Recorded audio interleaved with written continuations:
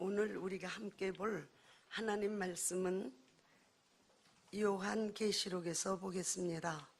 계시록 3장 14절에서부터 19절까지입니다. 다 같이 읽으시도록 하겠습니다. 또박또박 말씀을 생각하시면서 읽으시기 바랍니다. 시작.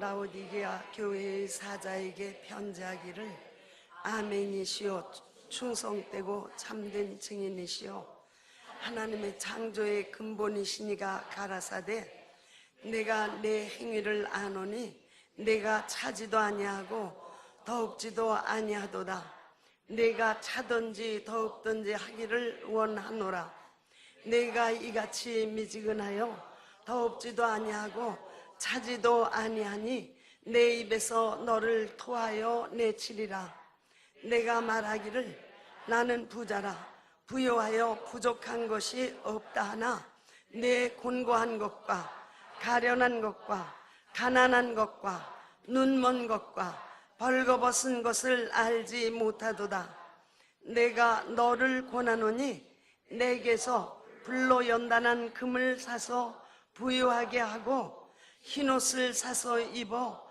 벌거벗은 수치를 보이지 않게 하고 안약을 서서 눈에 발라 보게 하라 무릇 내가 사랑하는 자를 책망하여 징계하노니 그러므로 내가 열심을 내라 회개하라. 아멘. 기도하시겠습니다.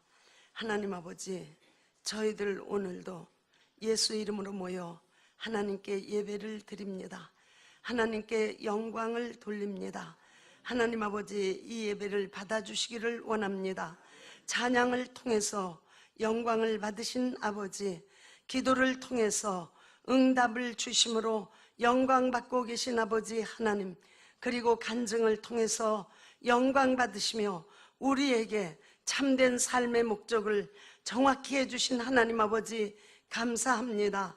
오늘 말씀을 통해 이 자리에서 예배드리는 모든 사람이 예수님의 기쁨을 자신의 기쁨으로, 예수님의 평안을 자신의 평안으로, 그리고 감사가 넘치는 하나님의 사랑을 체험하고 결단하도록 이끌어 주시기를 원합니다.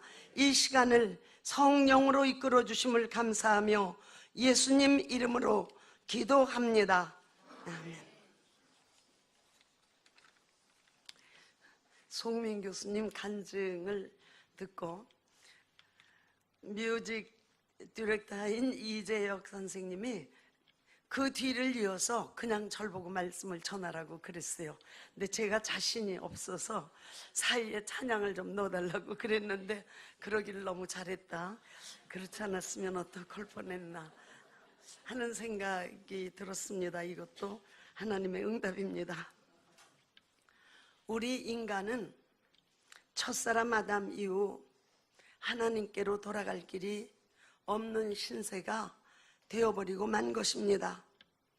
그런데 하나님께서는 하나님께로 돌아갈 길이 없는 인간에게 뒷문이라도 열어주셔서 인간을 불러주시려고 하나님의 독생자를 사람으로 세상에 보내신 것입니다.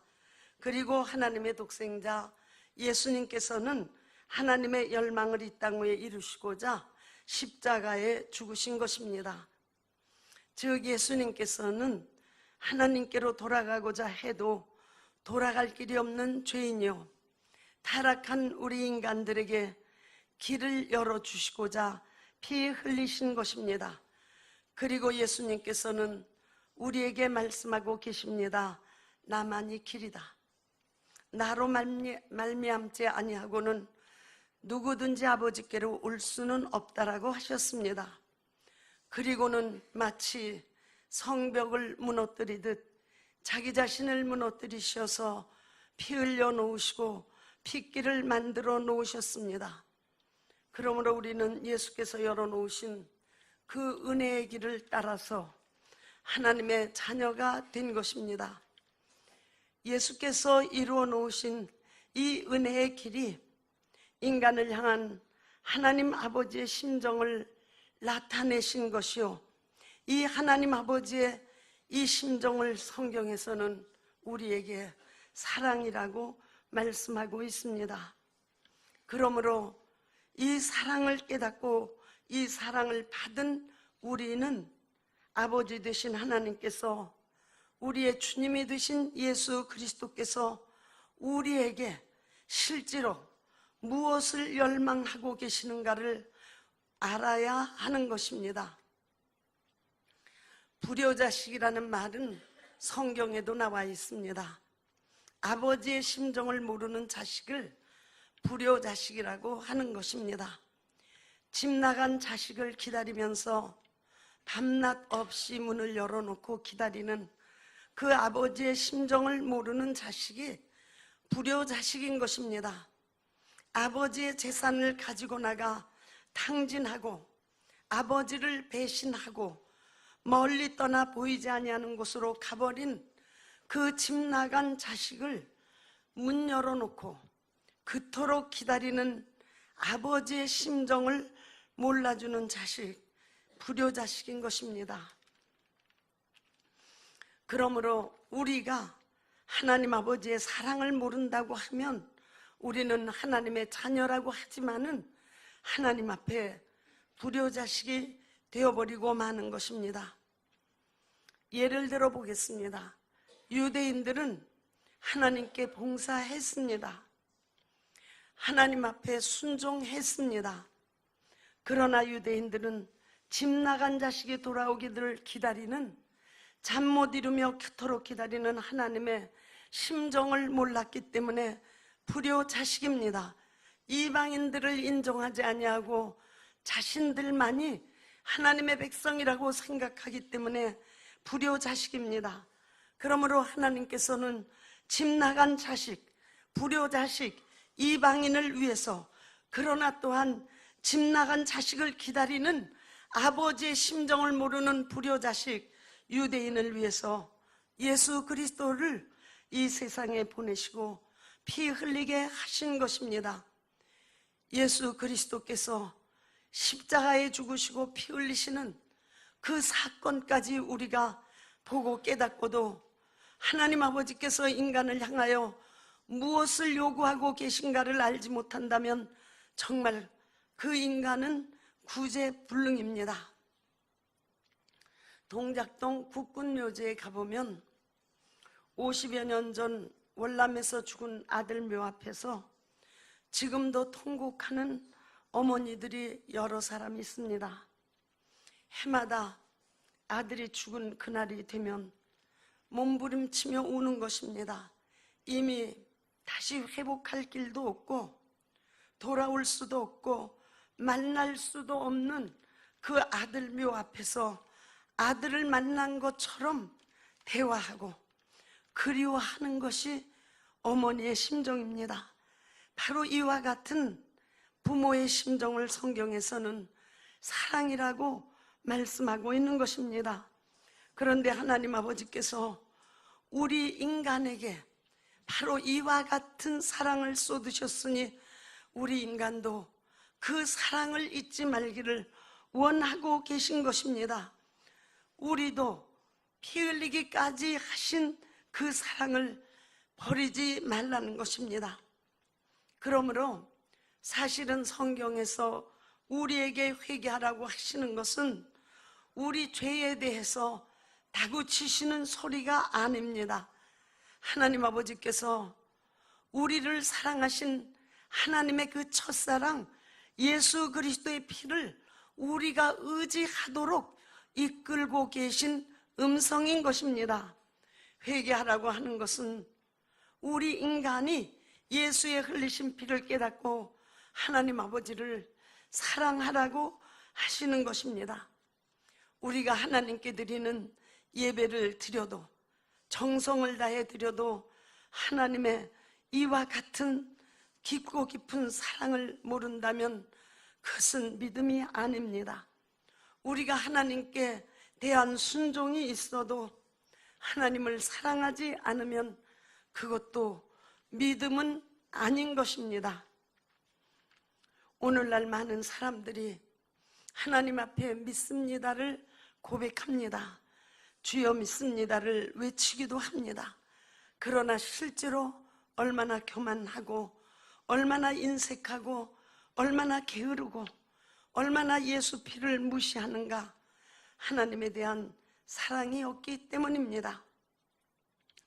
한 국가의 공무원이 자기 직무를 충실하게 완수했다 해도 국가에 대한 사랑이 없으면 그는 월급쟁이일 뿐입니다. 오늘날 이 세상이 얼마나 자기중심적이 되어가는가, 정말로 마음이 답답합니다. 우리 믿는 사람들은 마지막 때가 눈앞에 다가오고 있다고 생각할 수밖에 없도록 마음이 답답하고 세상은 험해지고 있습니다. 정말로 이 세상은 자기에게 이익한 것, 실리적인 것, 그리고 물질적인 것, 유물적인 것에 대한 투쟁을 하고 있습니다. 점점 더 무섭게, 점점 더 치열하게 하고 있습니다. 그러나 우리는 항상 듣고 깨달은 대로 우리 예수 믿는 사람은 사실은 실리적이고 물질적인 데 대한 투쟁을 하는 사람이 아닙니다. 보이지 않는 데 대한 투쟁을 하는 자들입니다. 하나님을 사랑해 보려고 투쟁을 하는 것입니다. 사람들의 눈에는 보이지 않는 그 사다리를 오르려고 몸부림을 치는 것입니다. 사람들이 보지 못하는 길을 우리는 그 길을 걷는 것입니다.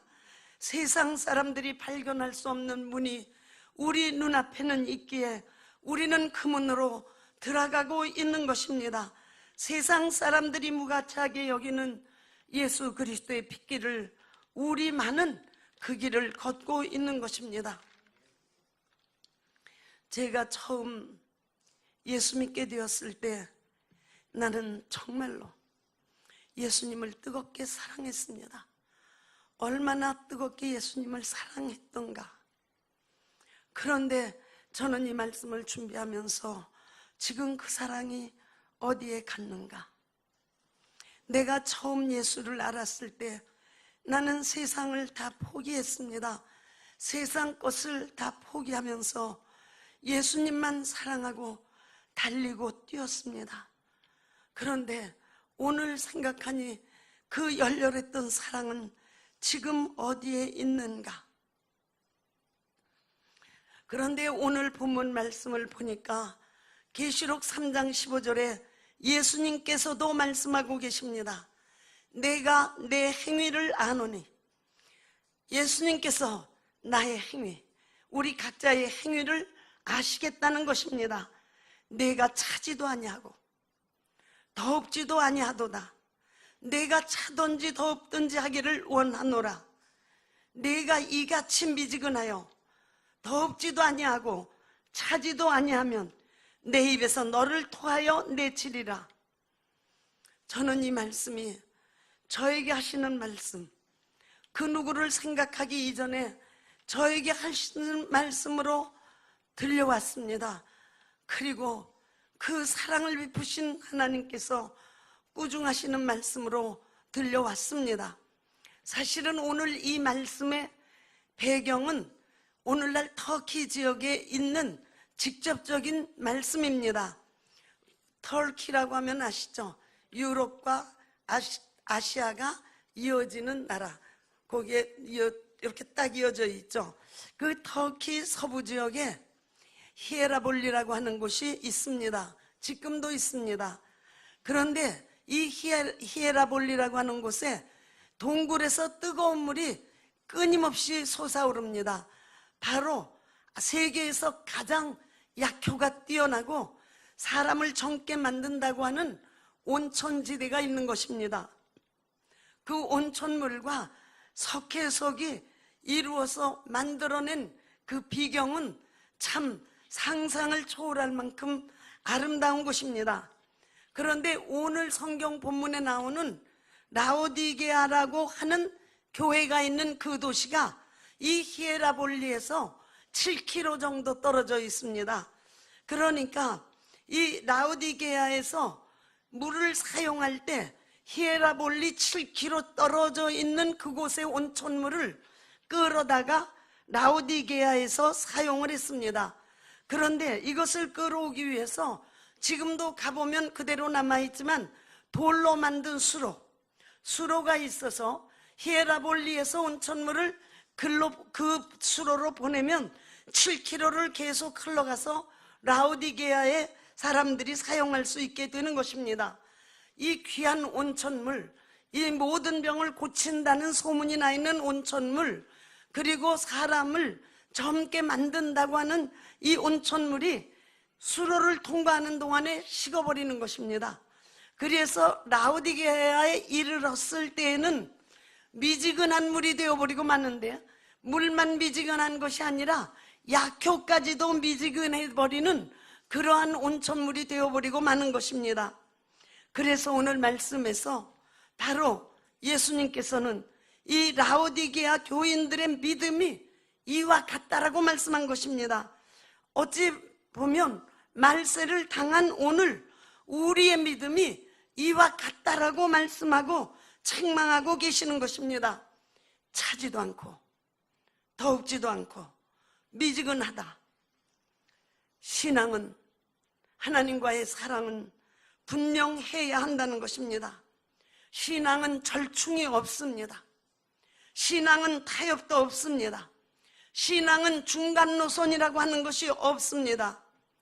그래서 오늘 말씀에서 첫째, 신앙이 세속화되는, 미지근해지는 것, 세속화되는 불만을 예수님은 강력하게 말씀하고 있습니다. 신앙이 세속화되면 내 입에서 너를 토하여 내치리라. 세속화된 신앙, 세상과 타협하는 신앙입니다. 문화와 타협하는 신앙입니다. 세상과 신앙의 중간에 서 있는 사람의 신앙입니다. 더럽지도 않은 신앙이요, 차지도 않는 신앙이요, 미지근한 신앙이다. 이런 신앙은 안 된다는 것입니다. 절대로 안 된다라고 예수님은 강력하게 말씀해주고 있는 것입니다. 오늘날 보면 그 당시 라오디게아 지역도 좀 부유한 지역이었습니다. 사람들이 점점 생활에 여유를 갖게 되니까 믿음도 멋들어진 믿음을 갖고 싶어하는 크리스찬들이 많습니다. 그래서 찬양은 조용할수록 좋고, 기도는 다른 사람이 대표 기도해주면 되는 것이고, 자신은 아멘만 하면 되고, 11조 같은 얘기는 듣지도 않기를 원하고, 더구나 회개하라는 말은 들을 생각조차 안 합니다. 어떤 분은 저에게 말합니다. 그렇게 회개하라고 외치면 어떤 공동체를 이끌어도 금방 반쪽이 날 것이다.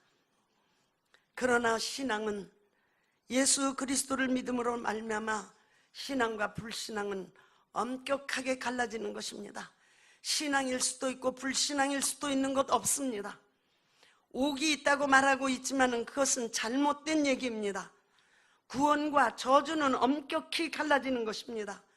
영생과 심판도 엄격히 갈라지는 것이요, 생명과 사망도 엄격히 갈라지는 것이요, 복과 화도 엄격히 갈라지는 것이요, 자유와 억압도 엄격히 갈라지는 것입니다. 승리와 패배가 확실하게 나누어지는 것입니다.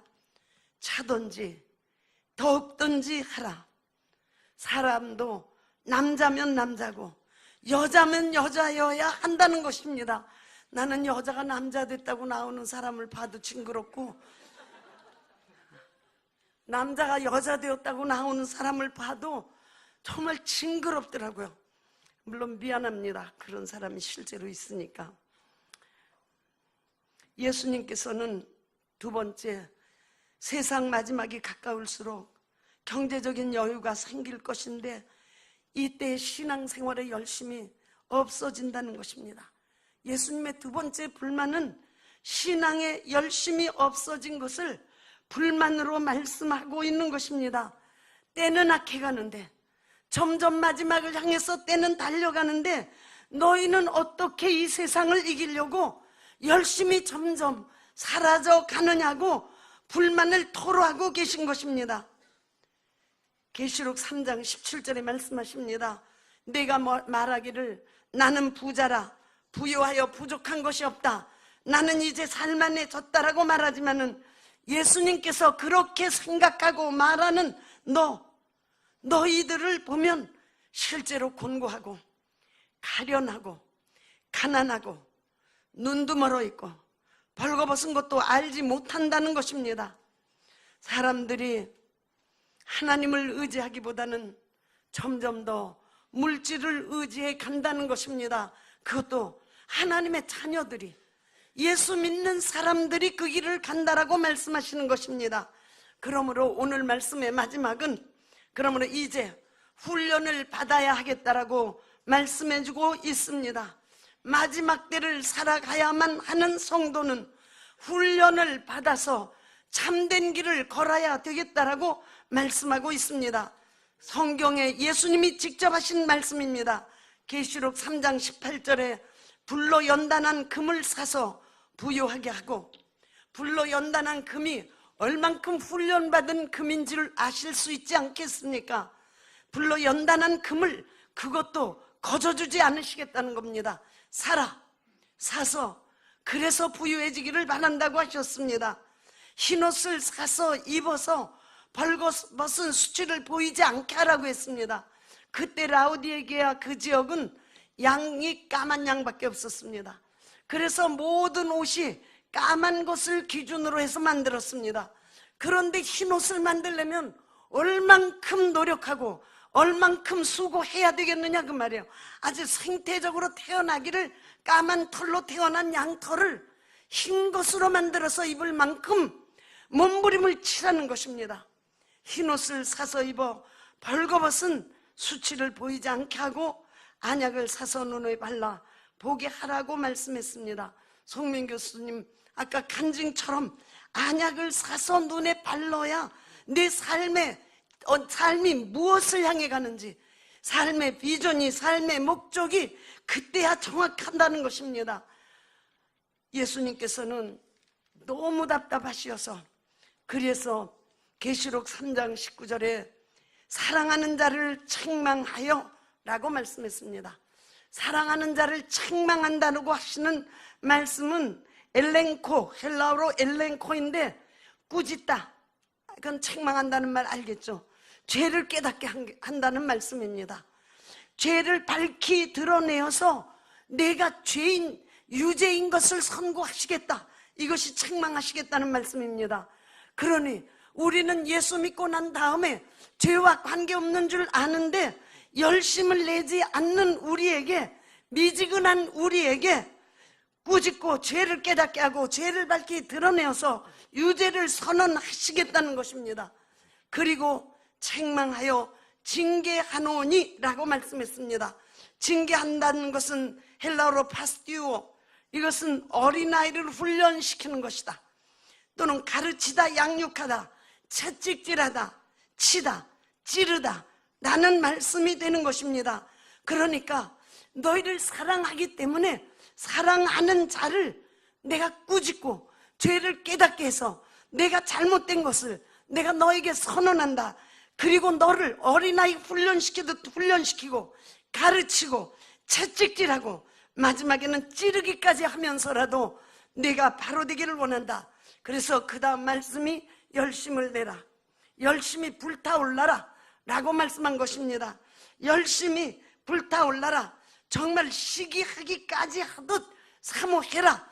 정말 훈련받아서 하나님의 사랑을 내 삶에서 그대로 가지고 그 사랑을 드러내는 삶을 살고 뜨겁고 차고 정확한 믿음을 드러내는 사람이 되라고 말씀을 하십니다.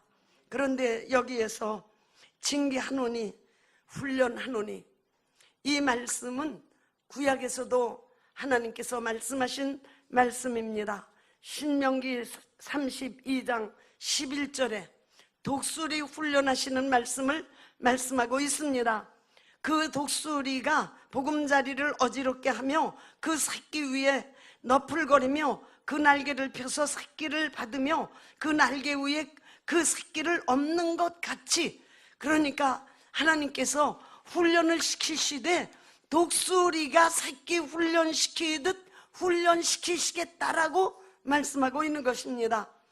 독수리 새끼 훈련. 하나님께서 자기 백성을, 하나님께서 자기 자녀를 키우실 때 독수리가 자기 새끼 키우듯 한다고 하셨습니다. 제가 설명을 잘 해드릴 테니까 어떻게 키우시나 좀 깨달으셨으면 좋겠습니다. 그것이 그러나 바닥에 깔려있는 하나님의 사랑이 있다는 것을 보면서 우리가 독수리 훈련, 성경서 말하는 독수리 훈련이 어떤 것인가? 하나님께서는 독수리가 새끼 훈련하는 훈련 방법을 우리에게 쓰겠다고 하셨는데, 독수리가 이제 알을 낳게 되면 독수리 둥어리, 새끼를 키울 둥어리를 만듭니다. 그래서 거기에다 알을 낳고 그 알을 품으면 그 알이 새끼가 되어서 나옵니다. 그래서 새끼가 태어나서 이제 몸에서 털이 막 솟아올라서 자랄 때 독수리는 그때가 되면은 독수리의 둥어리를 바꿉니다.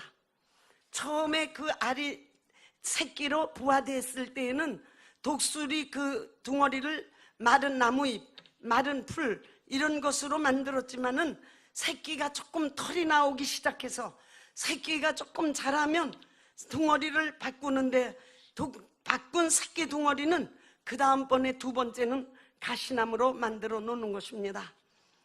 이 세상에서 새끼를 가장 잔인하게 키우는 것이 독수리입니다. 자기 새끼를 가시방석에다 뉘어놓는 어머니는 사실은 이 세상에 없습니다. 그런데 오직 독수리만은 자기 새끼를 가시방석에다 놓는 것입니다. 그래서 이 새끼는 이제 가시둥어리가 집이 되었습니다. 그러니까 가시둥어리에서 독수리 새끼는 뽀얀 털이 날 때 너무 따갑기 때문에 짹짹짹짹 야단을 합니다. 하여튼 독수리 새끼가 어디서 자라는지는 그 근처 멀리 떨어진 곳까지 안다는 거예요. 짹짹거리는 소리가 들린다는 것입니다. 그리고 이 새끼는 견딜 수가 없으니까 가시를 피하려고 하는데 피할 길이 없습니다. 몸을 이쪽으로 돌리면 거기서 찌르고 반대로 돌리면 거기서 찌르는 것입니다. 그래서 짹짹짹 몸부림만 치는 것입니다. 엄마 독수리는 날개를 너풀너풀하면서 새끼가 고생하는 것을 바라보고 있습니다. 새끼 독수리는 아마 엄마 독수리를 원망하고 있을 것입니다. 너무하다, 너무해. 좀 살려줘요. 좀 제발 살려줘. 우리 하나님께 그럴 때 많죠. 너무하십니다. 정말 너무하십니다. 나 좀 살려주십시오. 할 때가 많습니다. 새끼 독수리가 그렇습니다. 좀 살려줘요. 제발 좀 살려줘요. 이때 엄마 독수리가 자기 날개를 독수리 둥어리에 걸쳐 놓으면 새끼는 그러면 그렇지, 엄마는 엄마로구나, 살았구나. 그리고 엄마 날개 위로 기어 올라갑니다. 엄마 날개가 얼마나 푹신하고 좋았겠습니까? 새끼가 살았구나 하고 안심할 때 엄마 독수리는 새끼 독수리를 날개에 싣고 하늘 높이 날아오릅니다. 까맣게 올라가서 독수리 엄마는 독수리 새끼를 몸을 확 뒤집어서 떨어뜨려 버리는 것입니다. 독수리 새끼는 그냥 떨어지면서 이제는 죽었구나, 이젠 정말 죽었구나 짹짹거리며 떨어집니다. 그때 엄마 독수리는 새끼 독수리보다 더 빠르게 먼저 날라와서 떨어지는 새끼를 날개에 탁 받아내는 것입니다. 그래서 날개에 받아가지고 또다시 까맣게 올라가는 것입니다. 올라가서는 또 떨어뜨리고 또 밑에 와서 받아가지고는 또 올라가서는 또 떨어뜨리고를 반복합니다. 이때 새끼 독수리는 엄마 날개보다는 차라리 가시둥어리가 훨씬 낫겠다 라고 생각하게 되는 것입니다. 그래서 가시둥어리를 새끼는 오히려 그리워하면서 둥어리로 돌아갔으면 좋겠다. 이때 엄마 독수리는 새끼가 가시둥어리를 생각할 때쯤 새끼를 가시둥어리에다 가져다가 놓는 것입니다. 새끼는 가시둥어리에 들어가자마자 다시 또 찔리는 것입니다. 왔다고 하면서 날아보려고 날갯짓을 있는 대로 합니다. 그래서 그 새끼는 깨질 대로 깨지더라도 이제 차라리 그래도 엄마 등이 낫다. 엄마 등이 나. 그래서 엄마 등을 또 그리워하게 되는 것입니다. 그러면 이때 엄마 독수리가 와서 새끼를 등에 업어 다시 날아가는 것입니다. 이렇게 해서 새끼 독수리는 가시 덩어리에서도 안 찔리려고 몸부림을 치고 엄마 덩어리에서도 안 떨어지려고 몸부림을 치는 것입니다. 이런 과정을 통해서 새끼 독수리는 독수리가 됩니다. 훈련이 되는 것입니다. 가시 덩어리에 안 살아도 엄마 등에 엎여 있지 않아도 공중에 유유히 떠서 있을 수 있는 독수리가 되는 것입니다. 태풍이 큰 나무를 쓰러뜨릴 만큼 강해도 독수리 날개는 꺾지 못한다는 것입니다. 태풍이 아무리 세워도 독수리는 바람에 휩쓸려가지 않고 유유히 공중에 떠 있을 수 있는 것입니다. 이렇게 훈련이 되면 독수리 엄마는 새끼를 데리고 큰 바위에 올라가 앉아 있는 것입니다. 바위에서 멀리서 오는 태풍을 바라보고 있는 것입니다. 태풍이 앞에 오면 새끼 독수리들을 데리고 창공으로 날아갑니다. 이때 새끼들이 태풍에도 끄떡없이 떠 있을 수 있으면 엄마 독수리와 새끼는 헤어지게 되는 것이라는 것입니다.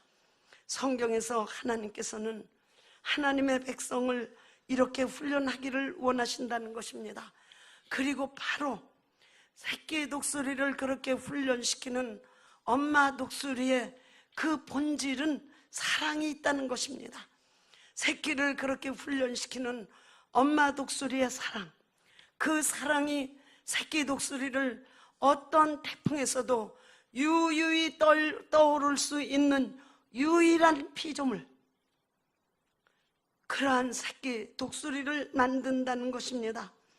그래서 이스라엘 백성들도 결국은 광야에서 너끈히 버틸 수 있는 힘인 자로 만드셨다라고 하는 것입니다. 독수리는 훈련시키면 떠나지만 하나님께서는 훈련받는 마지막까지 우리가 하나님과 영원히 함께 살 때까지 그 사랑으로 함께 하시겠다라고 말씀하고 있습니다. 이렇게 독수리가 많은 자극과 훈련을 통해서 삶을 승리하도록 하는 것, 하나님도 바로 우리에게 하나님의 사랑으로 우리를 훈련하여서 우리가 끝까지 어떤 삶 속에서도 예수님을 사랑하고 하나님을 사랑할 수 있고 정말로 뜨겁고 차갑고 확실한 믿음을 가지고 하나님께 순종할 수 있도록 우리를 훈련시키시겠다고 말씀하고 있는 것입니다. 훈련 싫으시죠? 우리가 음식을 만들어 먹을 때도 양념이 좀 칼칼하게 들어있으면 어때요? 입맛이 좀 생기죠? 입맛이 돋궈지죠? 그것처럼 신앙생활에 자극이 있는 것 굉장히 좋은 것입니다. 신앙이 성장할 수 있는 굉장한 축복이 되는 것입니다. 그러므로 사실은 우리가 어려움이 온다면, 내가 원하지 않던 일이 온다면 훈련 하고 받아들이자는 것입니다. 우리는 하나님과 나 사이를 예수를 믿으면서 이간질하는 원수가 있다는 것을 알았습니다. 아니, 우리는 하나님을 반역한 사단이라고 하는 것이 있다는 것을 알게 되었습니다. 나를 괴롭히는 귀신들이 쉬지 않고 우리를 틈타고 있다는 것도 알았습니다. 그러므로 우리의 신앙생활은 남이 대신 기도해주고 나는 아멘하고, 남이 대신하면 나는 바라보기만 하고 조용하고 차분한 신앙생활을 하고 싶다고는 말하지만 원수들이 우리를 그렇게 두어두는 것 아닙니다. 그러므로 우리의 신앙에는 오히려 원수를 의식하고 예수의 승리를 내 몸에 채워나가는 것이 우리의 신앙생활인 것입니다. 그러므로 정말로 어려움이 있을 때 그것을 괴로움으로 받아들이지 말라는 것입니다. 원수, 훈련, 내가 좌절하는 것도 그 원수 때문이요, 내가 병드는 것도 그 원수 때문이요, 내가 하는 사업이 힘들어지는 것도 그 원수 때문입니다. 그런데 조용한 것만 원하고 있을 수는 없습니다. 이 어려움을 빨리 하나님께 내어놓으면 하나님의 사람, 사랑의 하나님께서 하나님의 사람을 살리시는 하나님의 승리를 우리에게 주신다라고 말씀하고 있는 것입니다. 내가 겪은 어려움, 내가 겪은 고난, 내가 겪은 좌절을 하나님이 맡으셔서 거기에서 나를 승리시키시니 하나님의 독수리 훈련이 우리에게 있는 것입니다. 그러므로 고난이 있으면, 역경이 있으면 오히려 감사하고, 오히려 평안을 시인하고, 오히려 기뻐하며 고난과 역경을 하나님의 훈련으로 받아들이는 것입니다. 하나님의 사랑을 믿고 훈련을 받기로 작정해야 되는 것입니다. 우리가 어려움이 왔을 때 이것이 더러운 영이 주는 것인지 하나님의 훈련인지 구별하지 못할 때가 많죠. 되는 일이 없어. 이걸 도대체 나를 훈련시키고 계신 것인지, 이게 이 귀신들이 나 되는 것 없도록 만드는 것인지 구별이 안 되시죠? 귀신들에게는 평안이라는 것이 없습니다. 기쁨이라는 것이 없습니다. 감사라는 것이 없습니다. 내가 어떤 일을 당해도 그 일에 기뻐하고 평안해하고 감사해하면 하나님이 개입되고 계신 것이고 하나님이 훈련시키고 계신 것이기 때문에 그 훈련이 끝나면 나는 당당한 승리의 길을 걷게 되는 것입니다. 그러므로 우리는 어떤 일을 당해도 그때 기뻐하고 평안해하고 감사하라는 것입니다. 이 세 가지는 항상 붙들고 다니라는 것입니다. 그래서 누가 다쳤다 해도 그때 기뻐하고 평안해하고 감사하고 하나님께 맡기고 나는 훈련받기로 작정하면 나는 믿음의 승리의 길을 가는 것입니다. 예수님의 종이지만은 예수님의 동역자까지 되는 것입니다. 예수님의 동역자가 된 당당한 길을 걷게 되는 것입니다. 나는 이기는 신앙을 살게 되는 것입니다. 하나님의 훈련은 우리에게는 너무 감사한 일입니다. 시험을 훈련으로 바꾸는 그 능력이 기쁨에 있고 평안에 있고 감사에 있다는 것만 잊지 마시기를 바랍니다. 그래서 모든 것을 그렇게 바꿀 수 있는 우리의 입술에 권세가 있으니 승리자가 됩시다. 기도하시겠습니다.